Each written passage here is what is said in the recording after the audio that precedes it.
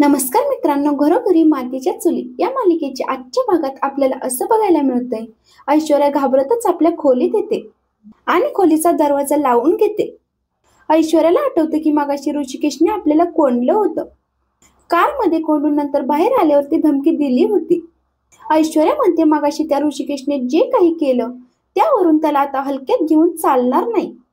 ते ऋषिकेश हे सगळं काही प्रॉपर्टीचे पेपर्स मिळवण्यासाठी करतोय, म्हणून मला घाबरवतोय, धमकावतोय.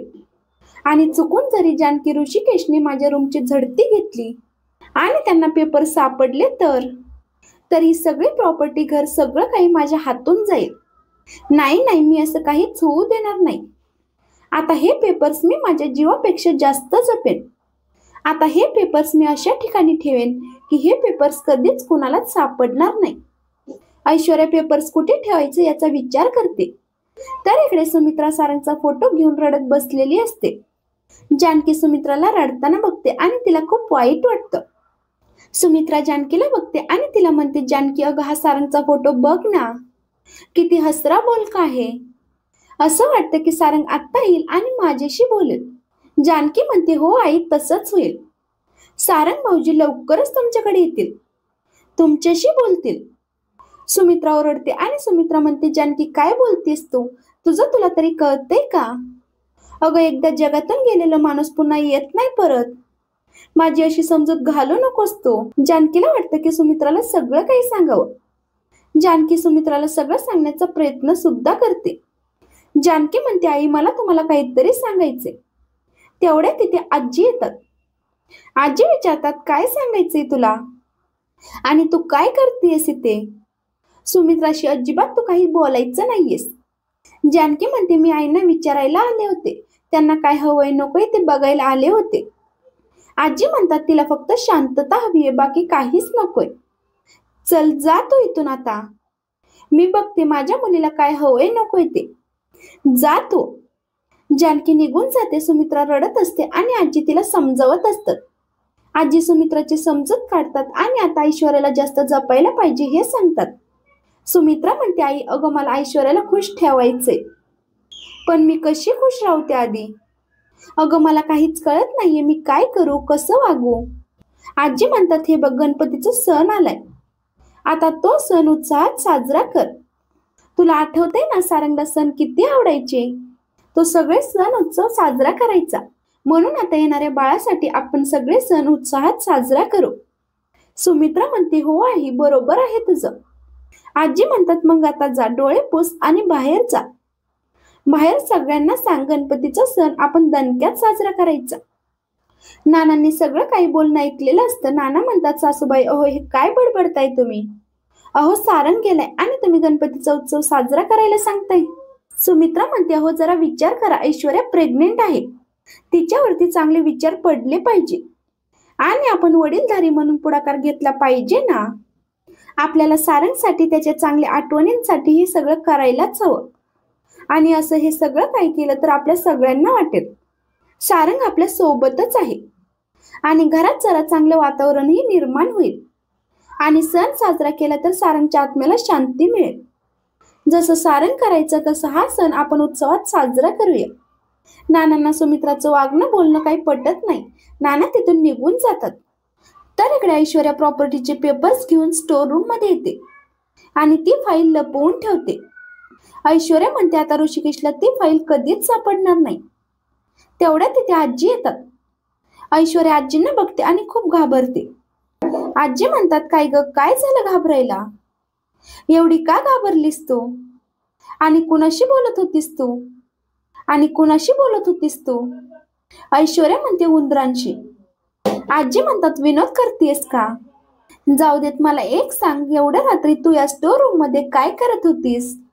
ऐश्वर्या म्हणते, आजी, मला खूप एकटं वाटत होतं, म्हणून मी इथे आले. आजी म्हणतात, उगीच मला शेंडी लावू नकोस तू. तुला काय मी सारंग वाटले का? ऐश्वर्या विचार करत असते. आजींना काय थाप मारायची याचा विचार करते. तर इकडे सुमित्रा हॉलमध्ये येते आणि सगळ्यांना सांगते की घरात गणपतीचा उत्सव साजरा करायचा. सौमित्र म्हणतो, आई, काय बोलतेस तू? घरात गणपतीचा उत्सव साजरा करायचा आपण आणि गणपती बसवायचा? सुमित्रा म्हणते, हो, दरवर्षीप्रमाणे या वर्षी सुद्धा घरात गणपती बसणार. तुम्हाला सगळ्यांना आठवतंय ना सारंगला गणपती किती आवडायचा?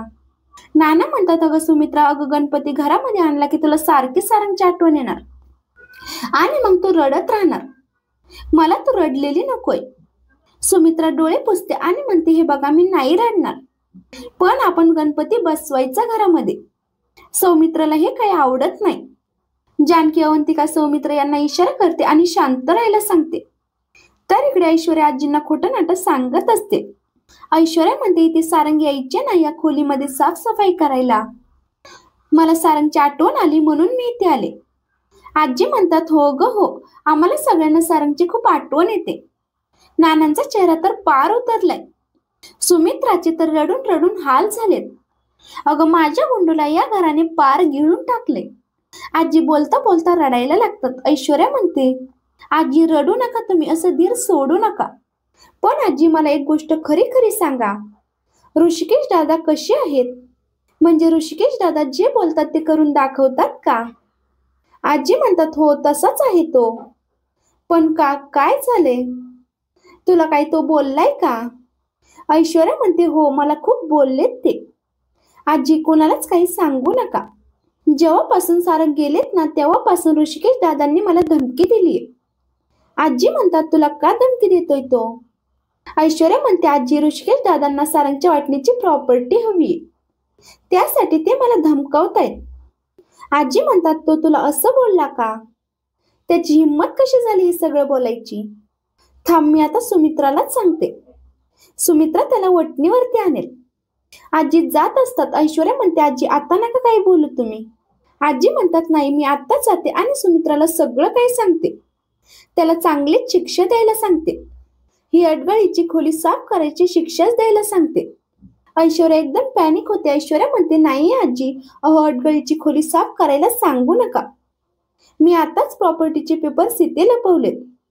ऐश्वर्याच्या तोंडून सगळं काही बाहेर पडतं आणि आजींना ते सगळं काही ऐकून एकदम धक्का बसतो. तर इकडे नाना सुमित्राला म्हणतात, सुमित्रा हे काय करतेस तू? नाना सगळ्यांना म्हणतात, आता तुम्ही तरी समजवा. सुमित्रा म्हणते, मला कुणाचं काही ऐकायचंच नाहीये, कुणी बोलायचंच नाहीये माझ्या समोर. आणि हो, ती सुतक वगैरे भाषा माझ्या समोर अजिबात बोलायचं नाहीये कुणी. एकदा मी सांगितलं ना, गणपती बसवायचे म्हणजे बसवायचे. ऐकणार आहात की नाही तुम्ही? नाहीतर माझी ही शेवटची इच्छा आहे असं समजा. जानकी म्हणते, आई असं अभद्र बोलू नका तुम्ही. तुमची इच्छा आहे ना घरामध्ये गणपती बसवायचा, मग आपण आणू गणपती. दरवर्षी साजरा करतो तसा आपण उत्सव साजरा करायचा. उत्सव साजरा केला की आपल्याला वाटेल की सारंग भाऊजी आपल्यातच आहेत. सुमित्रा म्हणते, हो अगं जानकी, आता कसं माझ्या मनासारखं बोललीस तू. सुमित्राला आनंद झालेला असतो. तर इकडे आजी म्हणतात, ऐश्वर्या काही बाई आहेस तू. अगं सुरुवातीला उंदरांशी बोलत होती, मला भूत समजून घाबरलीस आणि आता म्हणतेस की प्रॉपर्टीचे पेपर्स इथे ठेवलेत. म्हणजे कुणाचं नेमकं वय झालंय, तुझं की माझं? ऐश्वर्या म्हणते, आजी माझं वय झालंय, पण आजी मी जे काही तुम्हाला म्हणाले प्रॉपर्टीचे पेपर्स इथे लपवलेत, हे कोणाला काही सांगू नका प्लीज प्लीज. आजी म्हणतात, मी कोणालाच काही सांगणार नाही, पण हो तू पण हे ऋषिकेशला सांगू नको हा. हो आणि हो, त्याने जर तुला दमदाटी केली, धमकी दिली तर मला सांग, मी आहे तुझ्या पाठीशी. ऐश्वर्या म्हणते, पण आजी ऋषिकेश दादांना घाबरण्याचं काही कारणच नाही, ते किती सज्जन आहेत. आजी म्हणतात, आत्ता सज्जन आहे तो, पण कॉलेजमध्ये असताना फार गुंड होता तो. रोज माऱ्या गुंडागर्दी, भांडणं, कुणाच्या डोक्यात बॅट घाल, कुणाच्या डोक्यात बाटली घाल. अगं एकदा तर कॅन्टीन मध्ये डोसा खाल्ला त्याने. डोशावाल्याने पैसे मागितले तर त्याचंच पातेलं त्याच्या डोक्यात घातलं. ऐश्वर्या घाबरते. ऐश्वर्या म्हणते, बापरे, उद्या जर ऋषिकेश दादांचं डोकं फिरलं तर ते काहीही करू शकतात. आजी म्हणतात, पण त्याची काळजी तू करू नकोस ग, मी आहे ना तुझ्या पाठीशी, तुला काहीच होऊ देणार नाही. मी आहे ना इथे खमकी, मला सांग, मी बोलेन त्यांच्याशी. ऐश्वर्या म्हणते, आजी जेव्हापासून सारंग गेलेत ना तेव्हापासून मला खूप एकटं एकटं वाटते. तुम्ही माझ्यासोबत माझ्या खोलीत झोपाल का? आजी म्हणतात, हो हो, मी येईल ना तुझ्या खोलीत झोपायला. दोघीही झोपायला निघून जातात. ऐश्वर्या जाताना सारखं त्या कपाटाकडे बघत बघत जात असते. तर इकडे सौमित्र म्हणतो, ठीक आहे, आपण गणपती बसवूया घरामध्ये. पण आता गणपती बसवायचं म्हटलं तर आपल्याला घाई करावी लागेल. ऑलरेडी उशीर झालाय. यादी बनवायची, डेकोरेशन करायचं, गणपती बुक करायचाय. जानकी सगळ्यांना पटापट कामं वाटून देते. नाना सुमित्रा यादी बनवायला रूम मध्ये जातात आणि इकडे ऋषिकेश, सौमित्र, अवंतिका जानकीकडे बघत असतात. अवंतिका म्हणते, वहिनी तुम्ही गणपतीसाठी हो का म्हणालात? जानकी म्हणते, कारण गणपतीमध्ये महासंगम होणार. ऋषिकेश विचारतो, म्हणजे? जानकी सगळ्यांना तिच्या डोक्यात काय प्लॅन आहे तो सांगते. सगळ्यांना जानकीचा प्लॅन खूप आवडतो आणि आपला आजचा हा भाग इथेच संपतो.